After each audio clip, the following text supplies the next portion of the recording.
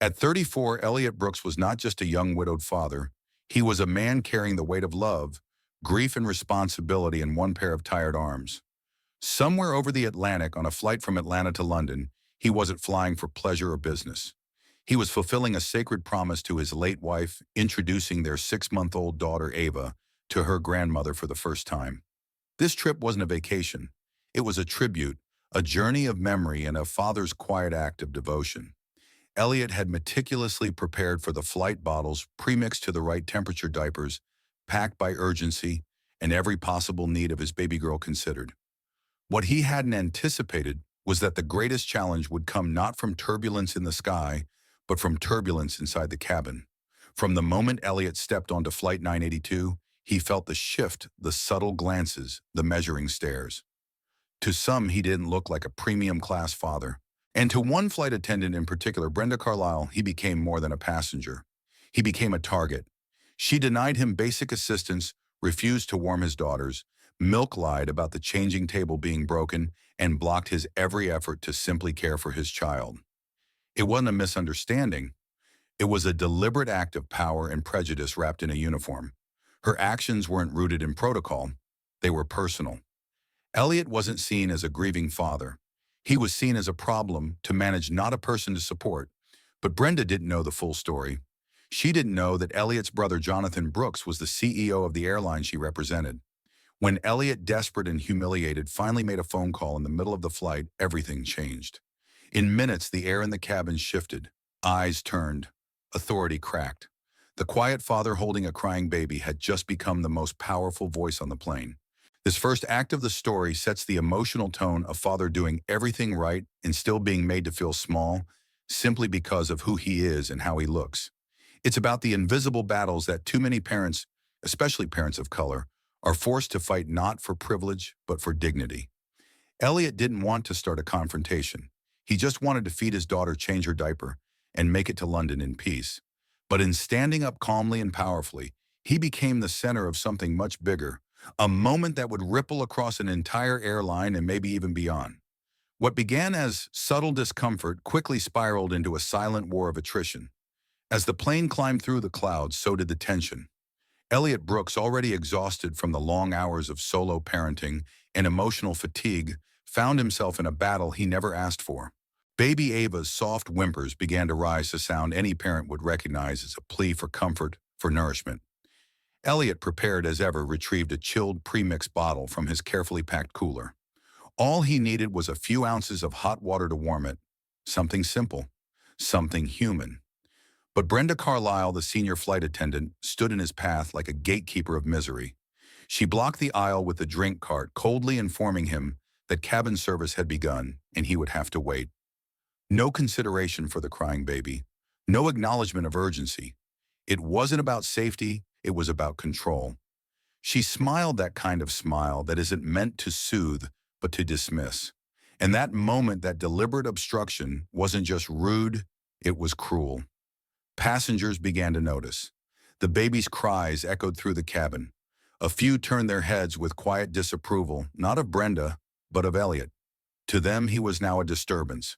The young black father with a screaming baby, and a rising tension that none of them understood.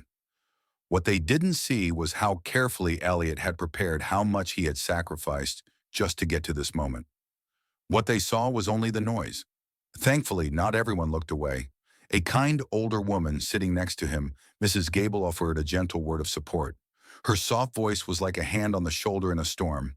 But even her empathy couldn't fix what Brenda had broken. It was only when a younger flight attendant, Leo, quietly stepped in that Elliot felt the smallest relief. Leo, clearly nervous but kind, took the bottle and warmed it without question. He didn't make it a scene. He didn't lecture. He simply helped. Ava drank quietly, the tension in her small body easing. But Elliot knew the peace would be short-lived. The next issue came sooner than he expected. Ava needed a diaper change. Again, a basic need. Again, an escalating challenge. Elliot stood, gathered his diaper bag, and made his way toward the lavatories. Brenda intercepted him once more. "They're being cleaned," she said, arms crossed. When he asked how long, she simply replied, "When they're done." And then came the real blow. She claimed the changing table was broken. He knew it was a lie. a convenient, calculated lie designed to trap him. Her voice rose slightly, warning him that changing a diaper in the cabin was a violation of airline policy. She had effectively closed every option and left him with none. It wasn't incompetence. It was sabotage. She wanted him to fail, to become angry, to lose control, and when he didn't, she upped the stakes, threatening to have him restrained if he defied her. For a father just trying to care for his infant daughter, it was unthinkable. And for a grieving man still carrying the emotional weight of losing his wife, it was deeply, profoundly violating. That's when Elliot made the decision that would change everything.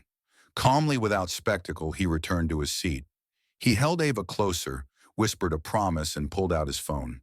He connected to the airline's premium Wi-Fi, scrolled through his contacts, and tapped the name that would flip the balance of power: Jonathan Brooks, his older brother, and the CEO of the very airline, whose employees had just reduced him to nothing. The call was short but precise. Jonathan didn't need theatrics. He didn't need drama. He needed facts. And Elliot gave them to him clearly, calmly, and without embellishment. He detailed the refusal to warm the bottle, the fabricated maintenance issue with the changing table, the lies, the public humiliation, the threat of physical restraint. And when he finished, Jonathan's silence on the other end was more deafening than Ava's cries had ever been. What followed was swift and seismic. Within minutes, a soft chime echoed in the cabin on reserve for internal crew communication. Maria, the purser, who had backed Brenda without hesitation, checked the crew console. Her face went from curiosity to dread in a matter of seconds. Brenda's confidence melted away into disbelief. The balance of power, so carefully guarded, so routinely abused, shifted with a silent, irreversible force. Maria approached Elliot's seat, pale and visibly shaken. Elliot said nothing. He simply handed her the phone. "My brother would like a word," he said. And in that moment, everything about who he was and how he had been treated came into focus. Brenda's smirk vanished. Her authority crumbled. She hadn't just disrespected a passenger. She had humiliated the brother of the man who signed her paychecks. But Elliot didn't gloat. He didn't raise his voice. He let the silence, the truth, and the power of integrity speak for themselves. This wasn't just a turning point. It was a reckoning. Maria Sanchez had been a purser for over 15 years. She had dealt with disruptive passengers, medical emergencies, turbulence at 40,000 feet, and even the occasional in-flight proposal.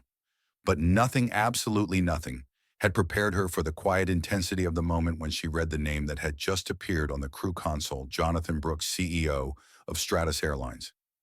It didn't say why he was requesting her presence at seat 14C, but it didn't need to. She felt it deep in her bones. She was in trouble. Brenda was in trouble. The entire cabin had just shifted on its axis, and she was at the center of it. She walked stiffly down the aisle, her feet suddenly unsure, the carpet beneath her no longer familiar. She felt the eyes of passengers on her back. Elliot Brooks remained calm, poised as if he'd already made peace with whatever was about to happen.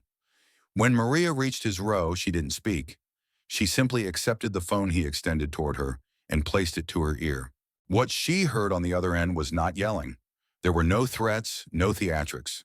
But what she heard shook her to her core. Jonathan Brooks didn't speak like a CEO who was simply disappointed. He spoke like a man who had been betrayed on a deeply personal level. His voice was cold, controlled, but heavy with meaning. He laid out what he knew. He asked direct questions. And when she stammered vague, evasive responses, he cut through them with ease. He ended the call with 7 words that shattered her composure. "Turn around, apologize, and step aside." She handed the phone back to Elliot with trembling fingers and tried to manage a smile. "Mr. Brooks, But Elliot stopped her with a look, one that said, "We're past apologies." He didn't need to say a word. The look in his eyes was enough to turn her away. Brenda Carlyle had been watching from the galley, her posture still defiant, but her eyes flickering with unease. When Maria turned toward her with eyes burning, Brenda straightened. But Maria didn't speak, not right away. She walked to her, pulled her aside, and whispered words that no passenger could hear. But the result was clear. Brenda's face went white. Not from anger, from panic. Maria's order was swift and final. "You're relieved. Go to the crew rest area. Now." "I can fix this," Brenda whispered, desperation creeping in. "You already broke it. Maria hissed. Don't make it worse. Brenda, still in her uniform, walked the long aisle like a fallen monarch. Her presence, once commanding, now evoked only silence, shame, and the sting of failure. Passengers didn't speak. They didn't clap or jeer. They simply watched a quiet, collective judgment. Elliot said nothing. He didn't need to. Leo, the younger attendant who had tried to help him earlier, now emerged like a man vindicated. He walked up to Elliot's seat with purpose and respect. "Mr. Brooks," he said softly, "the lavatory's ready. I cleaned it myself. The changing table, well, it works just fine, just a little stiff." "I'm sorry you had to go through all this, sir." Elliot looked him in the eye and offered a nod that felt more like a knighthood. "Thank you, Leo," he said quietly, lifting Ava in his arms. As he stood and walked toward the back of the plane, the path before him cleared. Passengers shifted in their seats. The aisle, once blocked with carts and disdain, was now open and reverent. Inside the lavatory, with the hum of the aircraft beneath him, Elliot laid his daughter on the changing table. It wasn't broken, not even close. He changed her diaper with practiced ease, all while Ava gurgled, now content. As he looked into the mirror above the sink, he didn't see a man defeated. He saw a man who had fought for his daughter with grace and clarity, a man who didn't let anger speak louder than dignity. He returned to his seat, placed Ava gently into his lap, and took a deep breath. He was ready to put it all behind him. But the airline wasn't done responding. 15 minutes later, a sharply dressed man stepped on board just after the plane touched down at Heathrow. His name was Julian Croft, Vice President of European Operations at Stratus Airlines. He was already at the gate when the plane landed. With a smooth confidence only decades in the industry could teach, Julian approached Elliot's seat, knelt down to eye level, and spoke with genuine humility. "Mr. Brooks, on behalf of Stratus Airlines and your brother, I extend our deepest, most sincere apologies. What happened on this flight is unacceptable on every level. And it ends today." He paused, glancing at Ava, who now slept peacefully in her father's arms. His voice softened. "She deserved better. So did you. And we intend to make that right." Julian explained that a private car was waiting for Elliot and Ava. He would personally escort them through the airport, no lines, no hassle. Their luggage had already been retrieved. Customs would be expedited. A private lounge was reserved. Every step had been arranged with care.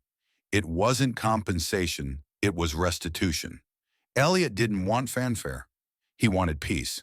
But he accepted the gesture with the quiet understanding that justice sometimes comes not in grand speeches, but in subtle shifts of power. Meanwhile, back inside the aircraft, Maria Sanchez and Brenda Carlisle were pulled aside. Their crew badges were revoked on the spot. Julian's words to them were short and decisive. "You're suspended, effective immediately. Report to HR. A full investigation is underway." For Maria, it was a hard fall from a long career. For Brenda, it was the end of one. Stratus Airlines didn't hide the incident. They issued a public statement acknowledging the unacceptable treatment of a passenger and his child on Flight 982. The airline also announced the launch of the Ava Standard, a new training protocol that emphasized empathy, infant care, and bias awareness across all global staff. It was rolled out within weeks. Millions of dollars were invested. Every crew member would be required to attend. And in every classroom, the story of Elliot Brooks would be shared, not to shame, but to teach. Not to punish, but to change. Back in London, Elliot sat in the sun-drenched garden of his late wife's family home. The air was fragrant with roses. Ava slept in his arms, wrapped in a soft blanket, knitted by her grandmother. He had made the journey. He had kept his promise. And though it hadn't been the trip, he imagined it had become something greater, a symbol of what love looks like when it's tested, and what justice feels like when it finally arrives. He didn't want attention. He didn't want headlines. He only wanted what every parent wants: to protect their child and be treated with basic human decency. And in doing so, he had helped rewrite the rulebook. For every father traveling alone. For every baby who cries mid-flight. For every passenger who's ever felt small. This wasn't just Elliot's story, it became everyone's. The story of Elliot Brooks in Flight 982 didn't stay in the skies, it touched down hard on the ground, and once it did, it spread like wildfire. Within 48 hours of landing at Heathrow, the airline's internal disciplinary actions had already been leaked to the press. But it was a scandal that exploded in outrage. It was a story that evolved from anger to reflection, from injustice to accountability. News outlets from the New York Times to BBC World ran headlines like, "Father silenced at 30,000 feet, but his quiet call changed everything." Airline CEOs, brother faces, discrimination, mid-flight sparks, global retraining from humiliation to reform. The story behind the AVA standard. It wasn't just a viral headline. It was a wake-up call to an industry. And for many Americans, especially those in their 50s, 60s, and beyond, the story hit a nerve. They had lived long enough to see civil rights fought for progress, made, and yet still moments like this proved how fragile dignity could be when prejudice wore a uniform. Elliot didn't seek attention. He didn't post about it. But someone on the flight had filmed the exchange. A short clip just under 2 minutes showed the moment Maria Sanchez's face went pale as she read the message from Jonathan Brooks. Another passenger caught Brenda Carlisle's long defeated walk down the aisle. No commentary, no edits, just silence, discomfort, and raw humanity. The clip was posted on social media with a simple caption. "This man stayed calm. This man stood his ground. This man changed everything." Within hours, it had over 10 million views. Not because it was dramatic, but because it was real. The quiet composure of a man who chose dignity over rage. The way he stood not just for himself, but for his daughter. For many, Elliot wasn't just a father, he was a symbol of grace, of patience, of change. Public sentiment surged behind him, especially among older audiences. Thousands of comments poured in. This story reminds me of what we marched for in the 60s, and why we're still fighting today. That baby will grow up knowing her father was a hero. This is what strength looks like. Not shouting, but standing tall in silence. Talk shows picked it up. Late-night hosts spoke about it not to ridicule, but to reflect. On CBS this morning, a panel of airline veterans discussed how the AVA standard was already being modeled by other carriers. "It's more than training," one former flight attendant said. "It's a cultural correction, long overdue." Op-eds flooded the media, many written by single parents. Black fathers even retired flight crew. Some apologized, others shared similar stories, and still others praised Stratus Airlines not for what happened, but for how they responded. David Brooks, the CEO, released a formal letter addressed to both his staff and the flying public. It read in part, "We failed a father and his daughter on Flight 982. But in that failure, we were given a mirror and a choice. We choose change. Not because it's easy, but because it's right." The letter was published on the front page of the airline's website. It remained there for 30 days. Internally, the industry took notice. Executives from competing airlines reached out not to condemn, but to collaborate.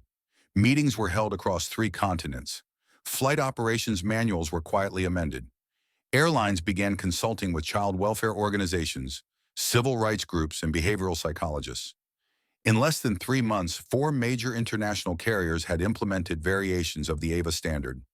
It included empathy simulations during flight crew training, infant care modules led by pediatric nurses, unconscious bias sessions co-designed by civil rights scholars, and mandatory whistleblower protections for junior crew members who speak up. But not all impact was institutional. For Elliot Brooks, the aftermath was quietly transformative. He didn't become an activist. He didn't go on a speaking tour. He returned home to a modest house with creaking floors and pictures of Maya still hanging on the walls. He continued to wake up early, warm bottles, fold laundry, and take Ava on stroller walks around the block. But things had changed. Strangers recognized him in grocery stores. A woman at the post office slipped a note into his diaper bag that simply read, "Thank you for standing tall." A Vietnam veteran saluted him at a gas station and walked away without saying a word. At his church, he was asked to speak not about race or airlines or lawsuits, but about fatherhood. His words were simple. Being a father means showing up, especially when it's hard, and doing what's right even if no one sees it. And if they do, then you just hope it helps someone else show up too. At home, Ava grew stronger each day. Her laughter returned. She started teething. Elliot captured it all, not on social media, but on a worn Polaroid camera that had once belonged to Maya. It was his way of keeping memories tactile, real. Every photo, every giggle, every step forward was a silent promise she will grow up in a world I helped make kinder. Meanwhile, Brenda Carlisle's world unraveled. After her dismissal from Stratos, she attempted to appeal the decision through her union. But the evidence against her was overwhelming. Not just Elliot's testimony, but Leo's written statement, Mariah's confession, and even the flight logs which confirmed no maintenance issue had been filed for the changing table. What stunned investigators most, however, was a string of prior complaints in Brenda's file quietly ignored or dismissed. Nothing as egregious as Flight 982, but enough to establish a pattern. Her union quietly withdrew support. She lost her license shortly thereafter. In a follow-up profile by a trade publication, it was reported that she had moved out of state and was no longer seeking work in aviation. The article ended with a single sentence. She declined to comment. Maria Sanchez was luckier, but not by much. She wasn't terminated, but her role as purser was revoked. She was reassigned to short-haul domestic flights with a pay cut and no supervisory duties. She remained with the company but never regained the respect of her peers. She later told a colleague, "It wasn't what I did. It was what I didn't do." And Leo was quietly promoted, not to a position of authority, but to trainer. The airline invited him to help develop empathy training for new recruits. He agreed in one condition that training materials include the full, unedited story of Flight 982. He wanted new crew members to understand that kindness is not optional, it's foundational. Stratos agreed. 6 months later, Elliot received a package in the mail. It wasn't from the airline, it was from Leo. Inside was a printed photo, a still from their flight captured by the cabin security camera. In it, Elliot was holding Ava mid-cry. His face was calm, focused. There was no anger, only resolve. On the back, Leo had written, "This moment changed me. Thank you for not backing down." Elliot framed the photo, not as a trophy, but as a reminder that sometimes the world gives you a seat you didn't ask for, but how you carry yourself in it, that's what defines you. In the months following Flight 982, Elliot Brooks became an unlikely emblem of change, not through intention, but through action. His name was never meant to be known beyond a gate agent, a flight manifest, or a customs officer. And yet he found himself slowly, and sometimes reluctantly, etched into the collective memory of a nation searching for examples of quiet courage. But Elliot never thought of himself as a hero. He was a father first and foremost. A man still waking up in the early hours to warm bottles, still folding onesies with the ache of loss in his chest. He didn't give TED Talks. He didn't join protest marches.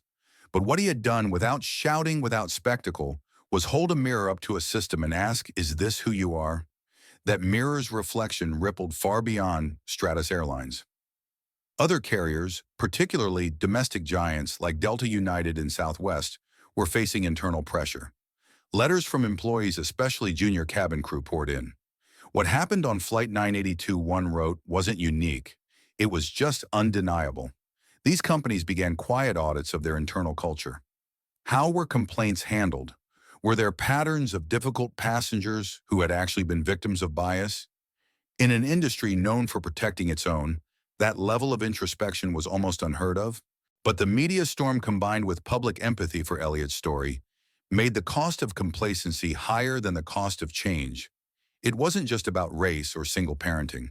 It was about power, who had it, who used it, and who was allowed to misuse it without consequence.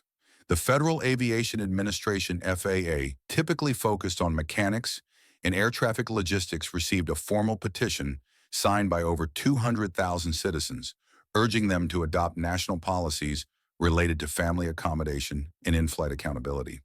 The proposed initiative, informally dubbed the AVA Bill, called for 3 primary measures: a passenger's right to infant care support on long-haul flights, mandatory crew de-escalation training regarding bias and discrimination, an independent hotline for mid-flight abuse or misconduct monitored by a third party unaffiliated with the airline involved.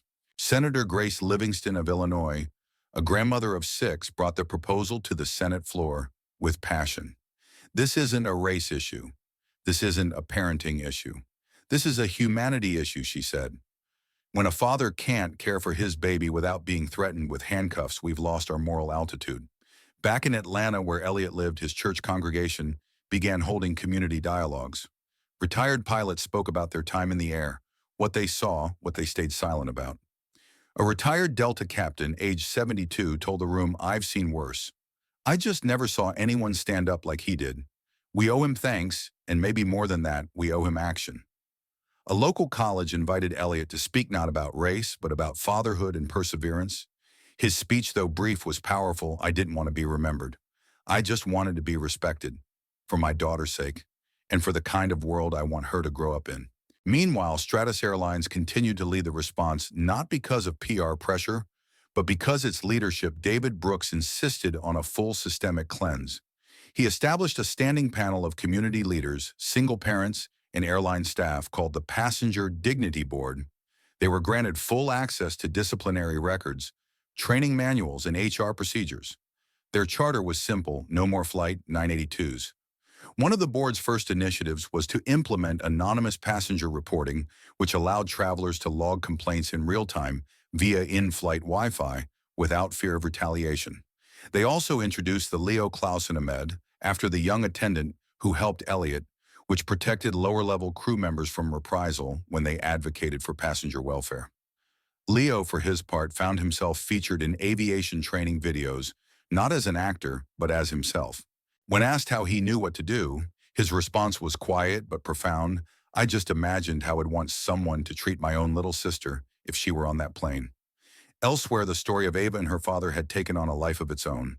Children's advocacy groups began incorporating it into literature for new parents. What to do when traveling with infants, your rights, your protections, and your power. Pediatricians began recommending the AVA standard when advising patients on air travel. The American Academy of Pediatrics even sent a formal thank you letter to Elliot, expressing their gratitude for illuminating the invisible challenges of traveling families. The ripple effect continued. A publishing company approached Elliot about writing a memoir. He declined. I haven't earned that, he said. I'm just trying to raise my daughter. But when a PBS documentary team reached out, he agreed in one condition: that the story focused not on him, but on the systemic changes that followed. The documentary, titled Seat 14C, A Father's Stand, aired the following year. It was viewed by over 9 million Americans and nominated for an Emmy. In the months that followed, letters poured into PBS from nurses, from pastors, from grandmothers and grandfathers, from estranged fathers who saw in Elliot a model they wished they had followed. One letter, written by a man in his 80s, read, "I've lived through Jim Crow, through Vietnam, through segregation on buses and benches. I didn't think I could be surprised anymore. But seeing what you did for that little girl, without yelling, without hate, made me believe in the possibility of grace again." That letter made Elliot cry, not in front of Ava, but later at night when the house was still and Maya's picture smiled down from the mantel. He read it again and again. Because while the world had turned the story into something big, what it meant to Elliot remained deeply personal. He remembered the sound of Ava crying on that plane. He remembered the ache in his spine from standing too long in the aisle. He remembered the sting of being called a disturbance by a woman who didn't know a thing about who he was or what he carried. And he remembered that call to his brother the moment everything shifted. He hadn't asked for power. He had asked for help. And that distinction to him was everything. The world had moved on, or so it seemed. Headlines faded. Hashtags cooled. Airlines adopted the AVA standard with varying degrees of sincerity. Training seminars were held, brochures rewritten, and HR departments became more alert. But for Elliot Brooks, the story never truly ended. It lived in quiet moments like the smell of Ava's baby shampoo after a bath, or the soft whimper she made in her sleep that still sent his heart racing. It wasn't trauma, it was awareness. An awareness that the line between dignity and disrespect was thinner than most people thought, and that a single encounter could either elevate a man or attempt to dismantle him. For months, Elliot chose privacy. He took Ava to daycare, returned to his small job in digital logistics, and declined nearly every interview request that came his way. A major talk show even offered a 5-figure honorarium for a father-daughter first-class flight segment. He turned it down without a second thought. "I'm not interested in turning my daughter's tears into anyone's content," he told them. But something began to shift. It started with letters, real handwritten ones. Dozens, then hundreds. Some came from other fathers thanking him for showing that patience could be powerful. Others came from young men who never had a father, but saw in Elliot a model they didn't know they needed. One letter from a 16-year-old in Milwaukee read, "My dad left when I was 2.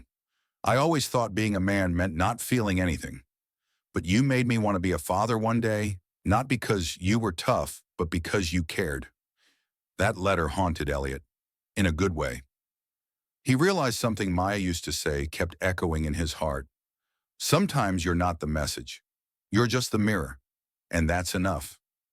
Was he being called to more, not fame, not applause, but something deeper, a role in reshaping how society treats quiet strength, dignity, fatherhood, especially Black fatherhood? He met with a mentor, Pastor Henry Graves, a retired chaplain and family counselor who had known Elliot since childhood.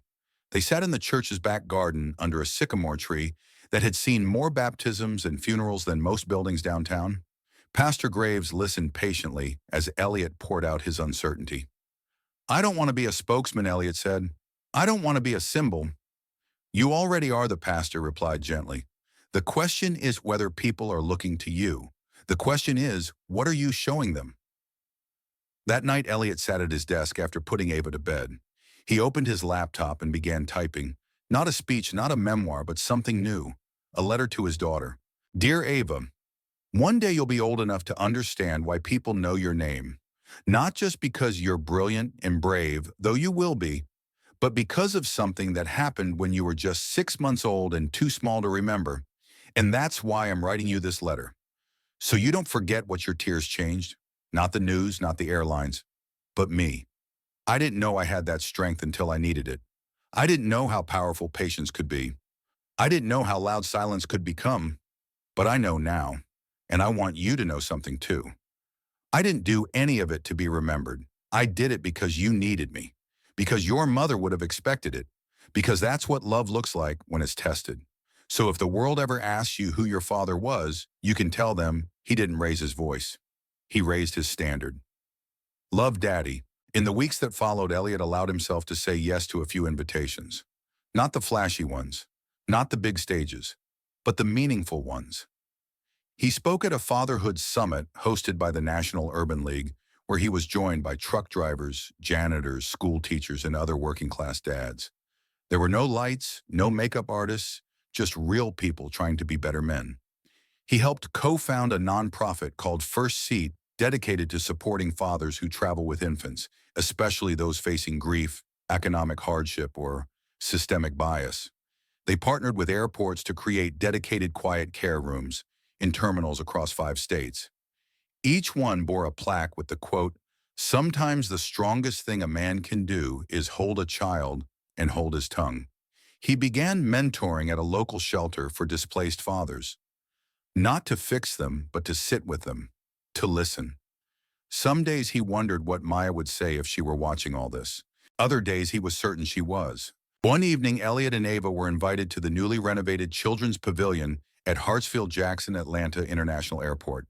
The airline had constructed a mural in her honor soft brushstrokes of a father holding a baby in his arms, the sky behind them, deep blue and full of stars.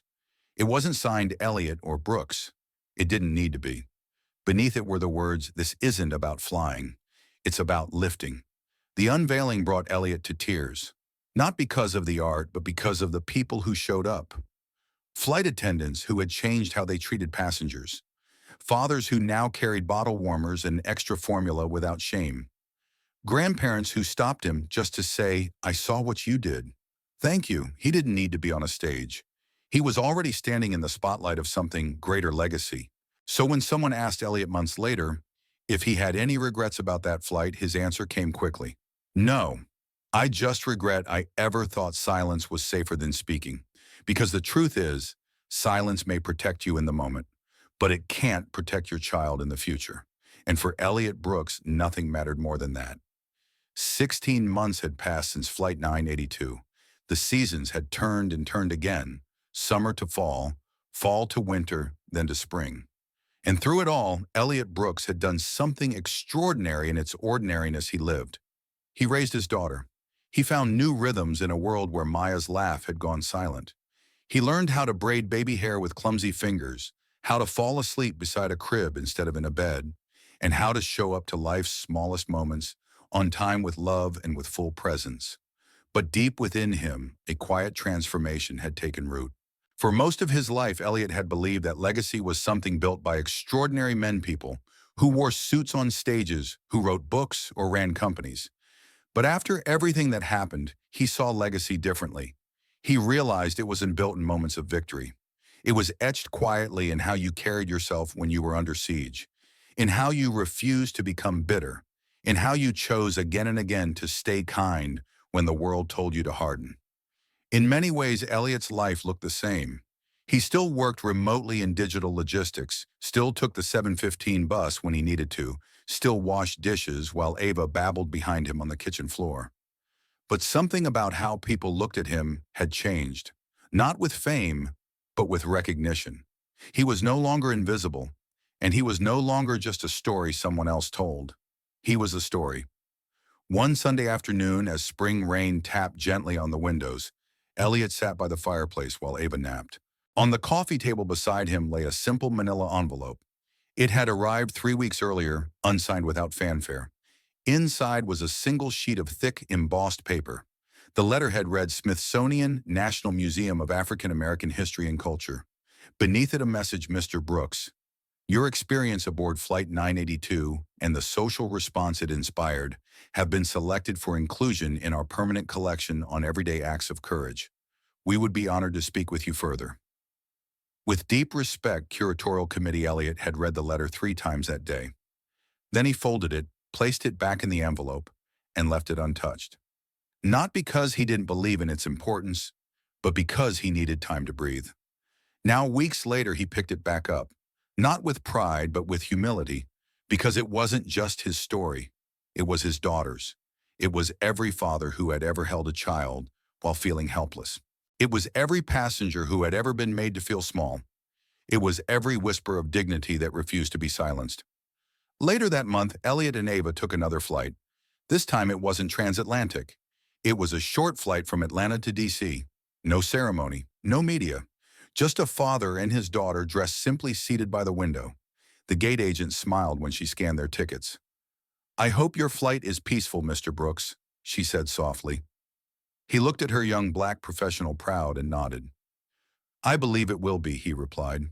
The flight was uneventful, no tension, no power struggles. Just a small snack, a quiet nap, and Ava watching clouds with wonder in her wide eyes. And maybe that was the real victory, not that systems had changed, but that one journey could feel different because someone had dared to challenge the last one.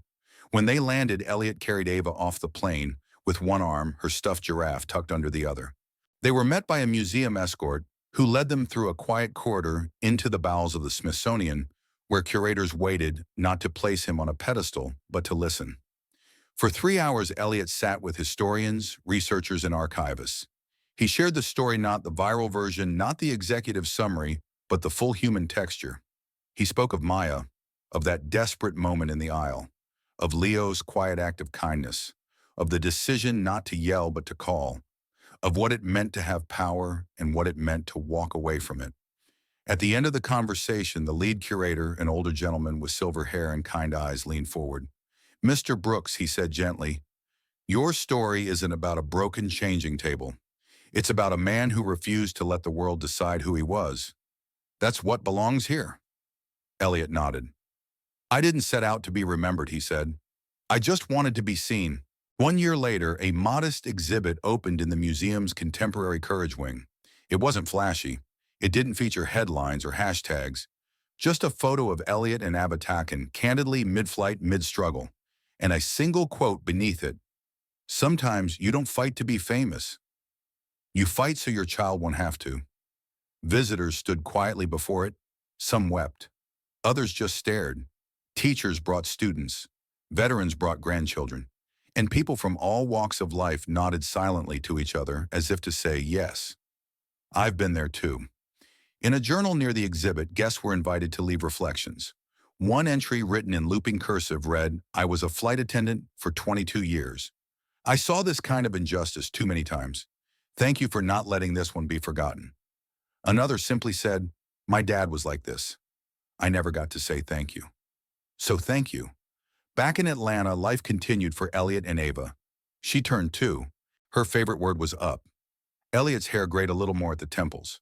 He found joy in things he used to overlook: birdsong in the morning, sticky hands after peanut butter sandwiches, the sound of Ava's footsteps running down the hall. He didn't need the world to remember him forever, because the legacy he built would live on in every diaper changed without shame, every father who held his baby a little tighter, every flight attendant who paused before judging, every gate agent who said, "How can I help you today, sir?" and meant it. And most of all, it would live on in Ava, who wouldn't remember Flight 982, but would grow up knowing the power of kindness, the value of resolve, and the unshakable strength of a father's love. That more than headlines, more than museums, was the victory Elliot Brooks never sought but quietly earned. Final message to the viewer. This story wasn't about fame. It wasn't about punishment. It wasn't even about an airline. It was about one man, one child, and one choice made in silence. The choice to stand tall, to respond with clarity, to demand better not with fists but with purpose. If you've ever been dismissed, looked past, or made to feel small, know this: you don't have to shout to change the world. You just have to refuse to shrink. And sometimes that's enough. In a world that often rewards noise and confrontation, the story of Elliot Brooks reminds us that true strength can be quiet, steadfast, and deeply rooted in love. His journey wasn't about grand speeches or public defiance. It was about a father who chose to stand firm not for glory, but for his child's comfort and dignity. When faced with discrimination and humiliation at 30,000 feet, Elliot didn't raise his voice. He raised his standard. And in doing so, he showed us that courage doesn't always look like protest. Sometimes it looks like patience under pressure. Sometimes it's in the phone call you make instead of the fight you take. For older adults who have seen the arc of history bend slowly toward justice, through marches, movements, and decades of struggle, Elliot's story offers a new perspective: that legacy isn't always built in the spotlight. It's built in living rooms, in airports, in the quiet moments where we choose who we are. His decision to protect his daughter, to remain calm, and to trust in the power of truth led to real institutional change, not just for himself, but for countless other families who will now be treated better because one man refused to be small. There is a powerful reminder here for all of us: dignity is not a privilege, it is a right. And when someone tries to take it away, your response doesn't have to mirror their cruelty. Elliot showed that restraint is not weakness, it is wisdom. That silence, when grounded in purpose, can be more deafening than outrage. And that sometimes one quiet act of integrity can shift a system, spark reform, and echo far beyond its moment.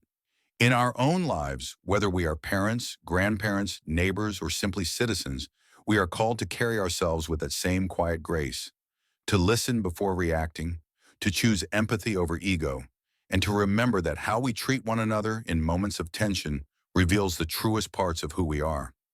The next time you witness someone being treated unfairly or find yourself in the midst of injustice, ask, what would I want someone to do if this were my child?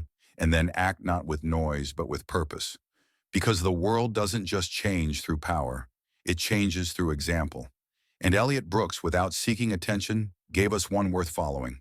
If this story moved you, if you saw yourself, your son, your grandson, or maybe your younger self in Elliot Brooks, then don't just let this moment pass. Stand with him. Support the kind of strength that doesn't shout but still changes everything. Elliot didn't ask to be a hero. He just wanted to do right by his daughter. But maybe now he's become a symbol of something we all believe in: dignity, fatherhood, and the quiet kind of courage this world desperately needs more of. So here's your chance to be part of this story. Leave a comment below, share what you would say to Elliot if he were sitting across from you today. What encouragement would you give him? What advice would you offer as he continues raising little Ava in a world that's just starting to listen? If you believe Elliot did the right thing, if you believe the world needs more fathers like him, comment the number 1 below. Let's flood this page with support, with wisdom, and with a reminder that even the quietest voices deserve to be heard. We read every single comment, and trust me, he will too.